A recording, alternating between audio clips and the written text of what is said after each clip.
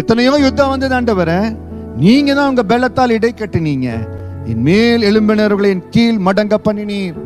இன்றைக்கும் கூனி குறுகி இருதயத்துல கலக்கத்தோடு தயக்கத்தோடு எனக்கு இருக்கிற இந்த ஞானத்துல இந்த எக்ஸாமை நான் சந்திக்க முடியுமா, எனக்கு இருக்கிற இந்த எக்ஸ்பீரியன்ஸ்ல எனக்கு எதிர்ப்பாய் வருகிற இந்த மனிதர்களை நான் சந்திக்க முடியுமா, எனக்கு எதிர்ப்பாய் எத்தனை கேள்வி கேட்கிறாங்க, எனக்கு எதிர்ப்பாய் எப்படி வர்றாங்க, எதிராக இருக்கிற சூழ்நிலைகளை, எதிராக இருக்கிற மனிதர்களை எல்லாவற்றையும் பார்த்து நீங்க கலங்கி நிற்கக்கூடாது.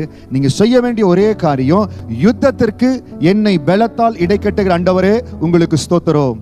ஆண்டவரே, நீங்க கொடுக்கிற பலத்தினால, நீங்க கொடுக்கிற அந்த அபிஷேகத்தின் வல்லமையினால ஆண்டவரே நான் ஒரு சேனைக்குள் பாய்வேன், நான் ஒரு மதுளை தாண்டுவேன். உங்களுக்குள் தேவன் ஒரு அசுர பலத்தை வைத்து இருக்கிறார். கர்த்தருடைய வல்லமை எவ்வளவு என்பதை உங்களை ருசிக்க செய்ய போறார். எதற்காக தெரியுமா? அந்த சோதனை நாட்கள்ல கடந்து போறீங்க. கர்த்தர் உங்களுக்குள்ள எவ்வளவு பலமா இருக்கிறாருன்னு நீங்க தெரிந்து கொள்ள போறீங்க.